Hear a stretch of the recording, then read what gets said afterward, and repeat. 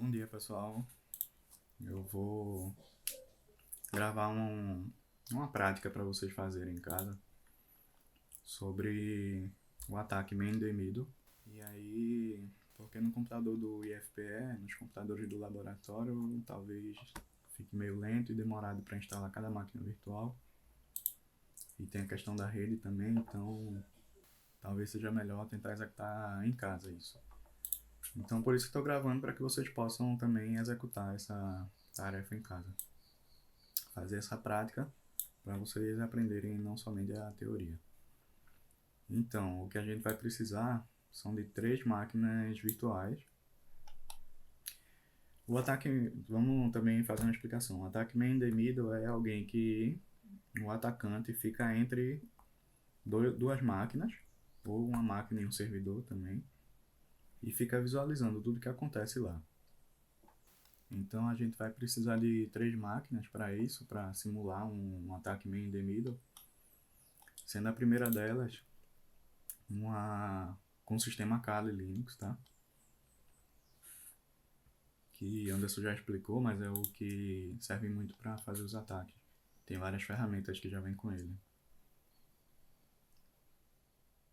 Aqui, na configuração de todas as máquinas, a gente só precisa vir aqui em rede. E como vão estar todas simuladas como se estivessem na mesma rede, então elas têm que estar conectadas entre elas, eu coloquei em modo bridge. E aqui em avançado tem que botar modo promíscuo, permitir. Ou permite somente máquinas virtuais, ou permite tudo. Eu deixei em tudo mesmo e marco essa opção, cabo conectado. Dá OK que ele vai alterar as configurações. Pode dar OK com a máquina ligada já. A segunda máquina pode ser qualquer sistema.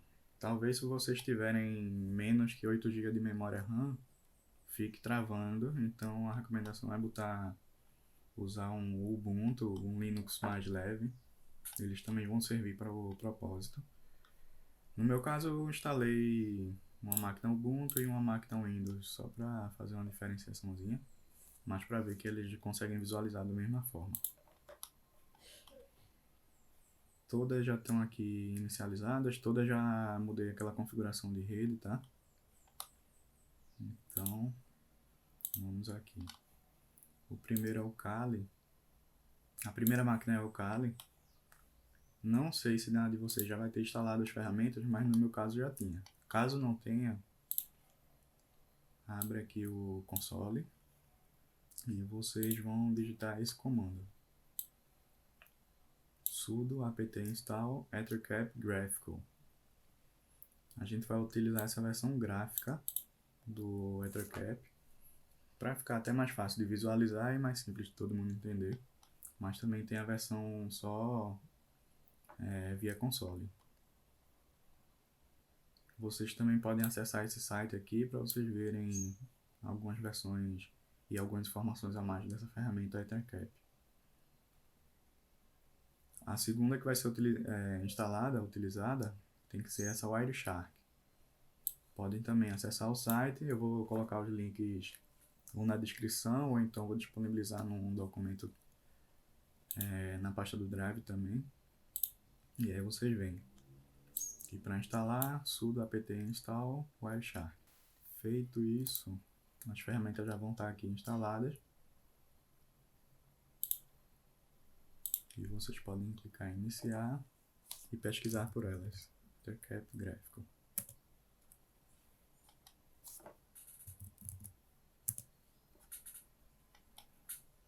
Tá, a primeira configuração aqui que a gente vai ver é essa aqui. Só precisa ativar a opção de sniffing e configurar a interface que for utilizar. No meu caso, tá como se fosse um cabo conectado, apesar de eu estar no Wi-Fi. Então deixa essa opção at 0, que é como se fosse o cabo de Ethernet conectado. E só precisa essas. Confirma aqui. E ele já inicia tudo certinho. Vamos também já visualizar o IP de cada uma das máquinas. para a gente identificar qual é qual. No caso dos Linux, a gente escreve ifconfig, consegue visualizar aqui já.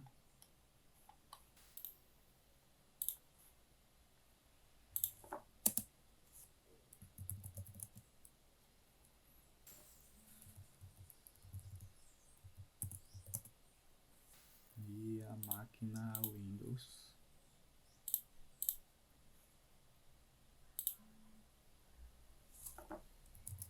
Vai no CMD e no Windows é ipconfig. Beleza, no final 110. Vamos ver como vai aparecer aqui na minha hoje. Outra configuração que eu fiz foi em hosts enable IPv6 scan. Marca isso e pode tudo certo. Esse ícone aqui ele vai mostrar a lista dos hosts. Isso aqui foi do último teste, mas estava em outra rede, então vamos escanear novamente.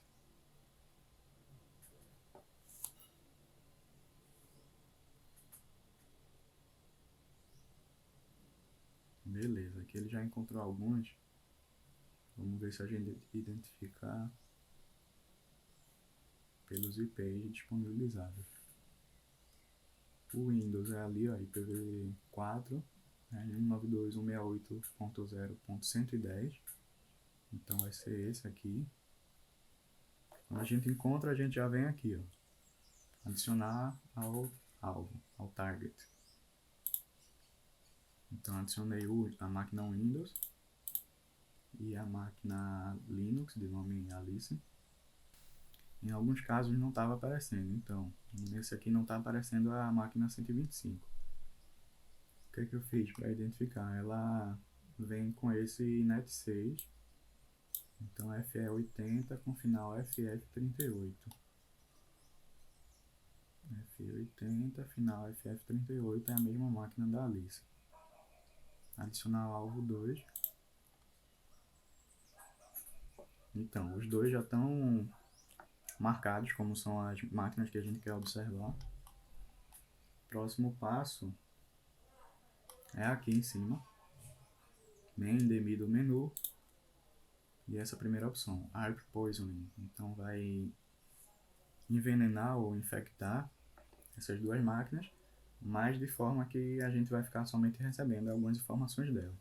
Deixa eu fazer antes disso, já abrir o Wireshark.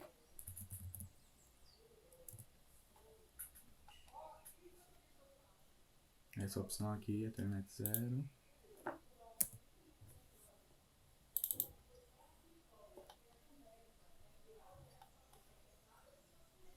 Pronto, ele já visualiza que tem as máquinas conectadas e ele recebe bastante coisa, tá? Então a gente já vai mostrar um pequeno detalhe para facilitar nas buscas. Poisoning, marca essa primeira opção, Sniff Remote Connections e OK. Aqui ele já cria o ARP, né? Ele visualiza várias tentativas de conexões do ARP.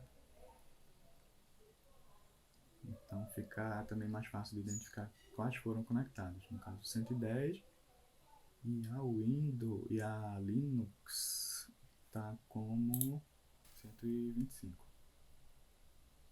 São vários tipos também, né, de conexão, de que eles ficam, que o protocolo TCP fica se comunicando. Alguns UDP também, ó, pode visualizar aqui. Como vai ficar chegando muito, vamos deixar aqui no cantinho por enquanto. Aqui já criou o grupo e já conectou. Então, nessa máquina Linux com Ubuntu, eu criei um servidor FTP, ele já está criado, tá? Mas para vocês fazerem também é basicamente isso aqui. Podem ver aqui no link como fazer. O nome do servidor é VSFTPD,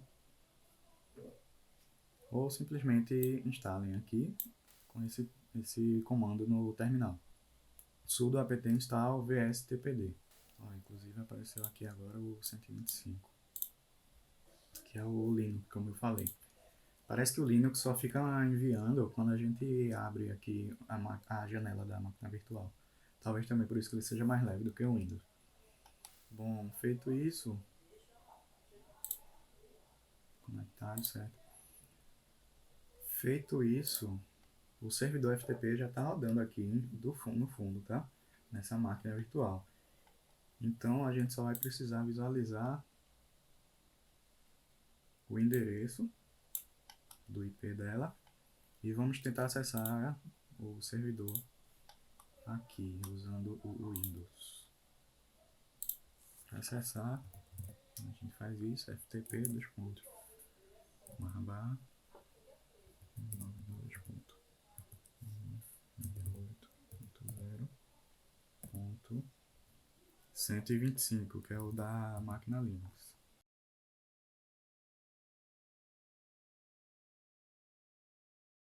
Que a rede estava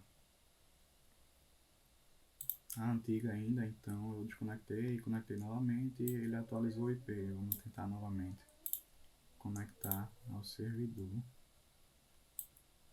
com esse novo IP.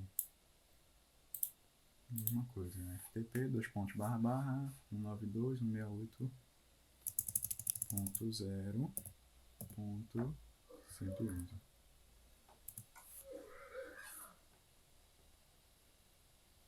Pronto, aqui ele já encontrou o servidor FTP e ele já identificou o nome do usuário, que é Alice, tá? Tá aqui em cima. E a pasta dele está a pasta principal aqui do servidor Linux. Eu não mexi na configuração, ela por padrão já é essa. Aqui eu vou fazer o seguinte, olha, ele já o Ethercap já identificou FTP e que a pessoa vai introduzir um usuário e uma senha. Então, digitei usuário, senha e logon para conectar ao servidor FTP que está na máquina Linux. Pronto. Com isso a gente já conseguiu acesso a algumas informações dele. Então, a primeira, o usuário Alice e senha Alice, só de conectar essas duas máquinas. O servidor FTP é um servidor simples e a gente precisa fazer algumas configurações de segurança, né? Mas como a gente está simulando um ataque, não tinha nenhuma dessas e foi bem simples já conseguir essas informações. Se for atacar uma empresa, por exemplo, e não tiver bem configurada, vai ser simples assim para a gente conseguir acesso ao servidor no usuário de alguém.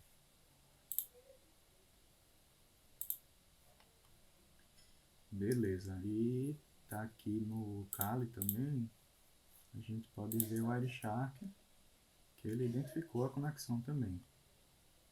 E aí a gente pode ver através dos dois.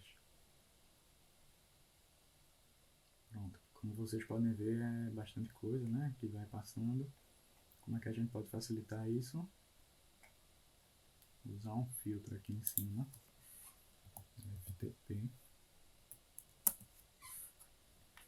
Ele vai mostrar aqui os dois que estão conversando, que é a máquina 110 com Windows e a que foi atualizada a rede para 111, para o IP 111, que é a máquina Linux.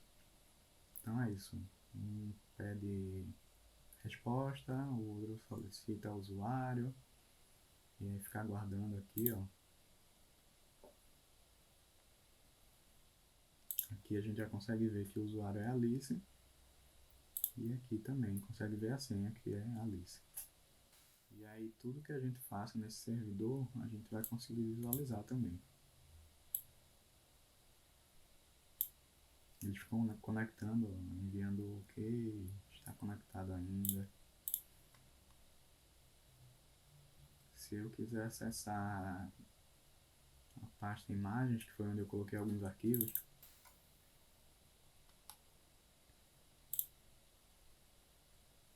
aqui ele não atualizou, né, mas aqui ele vai identificar tudo. Acessei a pasta imagens. Se eu quiser abrir algum arquivo que esteja lá, ele também vai visualizar, né?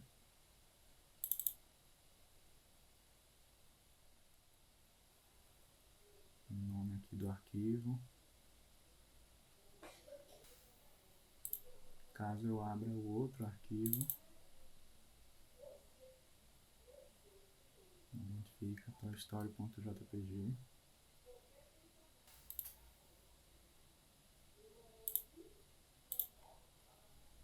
E aí qualquer mudança, volta para uma pasta, quer ver a pasta música, ele vai identificando tudo que vai acontecendo aqui, tá? Vamos fazer agora uma simulação de um site, de acesso a um site não seguro. O fechamento ele não o identifica, né? Mas aí, outra coisa, esses códigos aqui a gente lembra, né? Código de conexão TCP, geralmente 200 é listando algum ok e 400 é algum erro. Acessar. Outro que a gente quer acessar é um site que faz o teste de vulnerabilidade. Então é como se fosse um site que foi mal desenvolvido, com pouca segurança. Ele foi feito em PHP.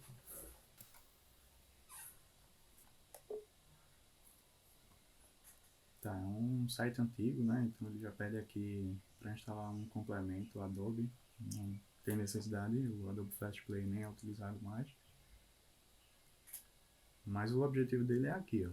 Um site em PHP que as informações que a gente digitar, eles provavelmente não estão criptografadas. Então, quando a gente tenta acessar o usuário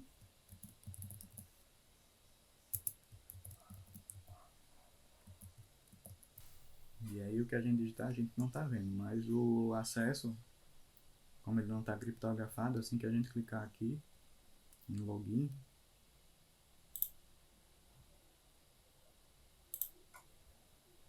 ele vai tentar acessar, né? No caso aqui não acessou porque é só um site de teste, mas ele envia as informações para o site. E aí olha o que acontece.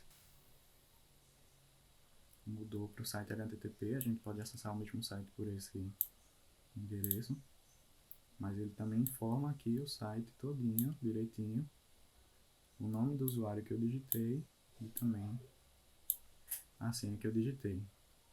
Ele também mostra que o protocolo é o HTTP, não é mais FTP. Ele já aparece todos os testes que eu fiz aqui no Wireshark, tá? Tudo nesse site. Então, sites não seguros também vão ficar aparecendo aqui quando a gente fizer o acesso. Por isso que a gente não deve desenvolver sites passando as informações de entrada pelo HTML ou PHP, no caso que a gente testou. Deve ser feito pelo back-end, porque aí consegue criptografar as informações que são enviadas. Isso aqui está enviando informação do que eu digitei para o site. E como o ataque é main in the middle e não está criptografado, a gente consegue visualizar com facilidade aqui o que foi digitado. Bom, o ataque foi esse. Quem tiver alguma questão, alguma dúvida, pode falar comigo ou com o Anderson. Todos os links vão estar aqui, todos os links e todo esse que tem aqui no Notepad vão estar listados. Eu também coloquei aqui um link de um PDF que ele tem tipo um tutorial parecido com esse que eu fiz. Podem ter alguma dúvida, o único detalhe é que ele está em inglês, mas aí também podem ir pausando o vídeo e fazendo os testes na casa de vocês. Para finalizar só, né? Aqui, não, nesse botão aqui a gente pode parar o ataque, que aí vai desconectar das duas máquinas. Pronto, ok.